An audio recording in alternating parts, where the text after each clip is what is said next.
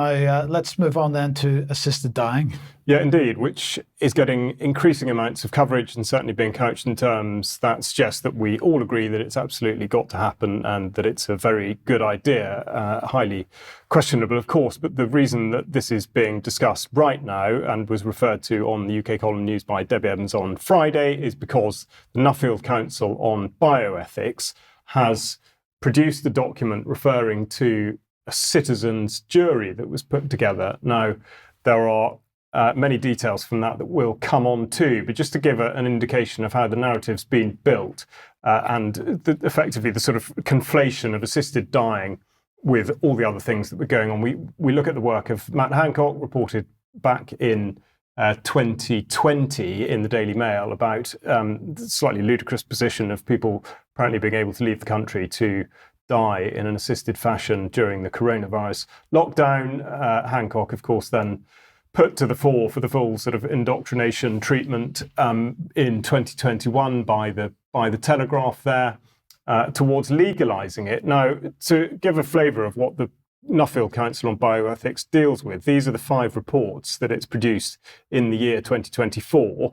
First of all, the assisted dying one, which we're just about to go into, the future of health and artificial intelligence, which again, Debbie has covered in great detail previously. Then we've got research using neural organoids, again, something a UK column has dealt with in detail, as it has stem cell-based embryo models and genomics, healthcare and research. Those are the sort of areas that they get into. Now, particularly on this idea of what's called a citizens' jury, we look to the Sortition Foundation, which again, Ben Rubin in particular has talked about, and I know there's going to be a lot more concentration on this by UK column, but the foundation rather proudly declare that they use the fairest selection algorithm. And of course, what I should point out at this stage is by using terminology such as algorithm and effectively stating that all of this is done by computers, it's as though to suggest that it is legitimized by the fact it's done by machine and not man, and therefore must be impartial and objective. But I would say not so. However, the article from Nature, in which they try to reinforce the point that algorithms, or there is an algorithm that may be fair, they talk about a citizens' assembly being selected by sortition, which they describe as being a microcosm of society. Its participants are representative of the population, and thus its deliberation simulates the entire population convening under conditions where it can really consider competing arguments and get its questions answered from different points of view. However, whether this goal is realised in practice depends on exactly how assembly members are chosen. Exactly, a bit of a chink in the armour there.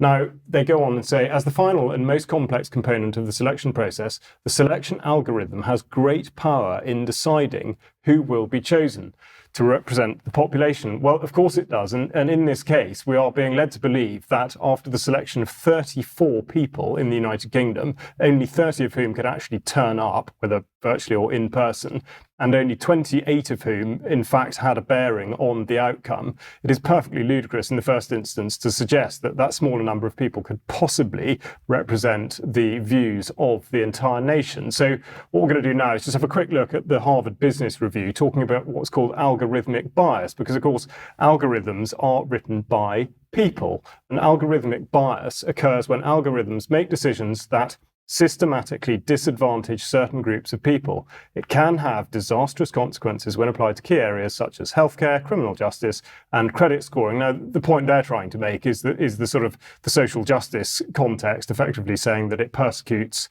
ethnic minorities and that sort of thing. But of course, the obverse is true in that it can be used perfectly easily to discriminate in what might be called a positive sense against any group. But the fact is that it is entirely fallible and it is led by humans. And of course, we see that the Sortition Foundation itself has significant bias by indicating how pleased they are that Labour has the intention to use citizens' assemblies to address assisted dying and the House of Lords reform. Now, for more on sortition, there are other places to go on the UK column website, but one I should draw your attention to, because it is part of a whole series, is A Dissident's Guide to the Constitution, the episode 5 there, part 1, Democracy, a British Value.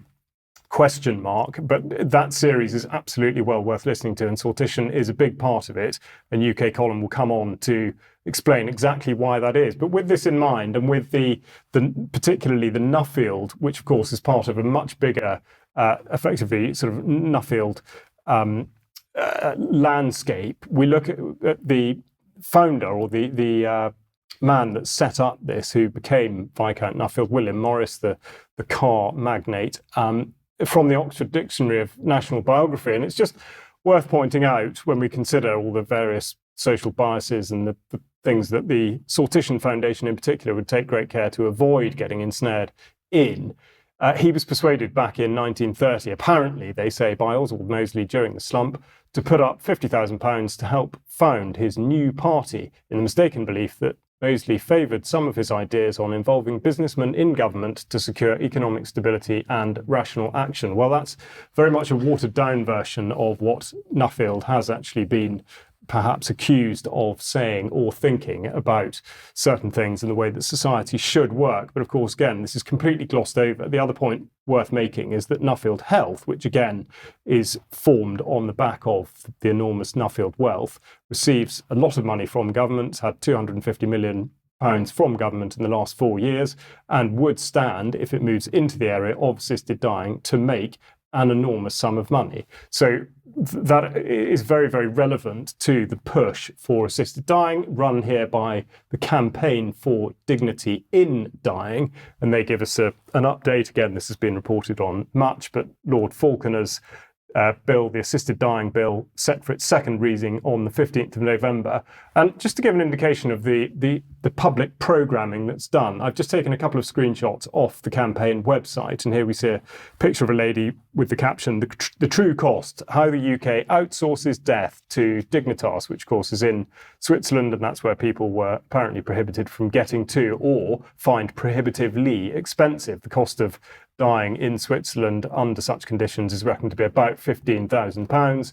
And of course, to say the idea again that we must all consider that this must happen, one British person travels there every 8 days. The reason I've chosen these two is that, and this is across the campaign website, the images used of people are quite clearly not extremely old, extremely frail, or extremely ill, at least visibly. I know it's very hard to tell, but the point that's being made, that has been repeatedly by Mike, going back to the Matthew Paris article, is that we are conditioned now to think that assisted dying forms part of the whole idea of taking social responsibility and doing the right thing, and effectively removing yourself from society no matter what your age, which is a very, very disturbing track to go down. It certainly is.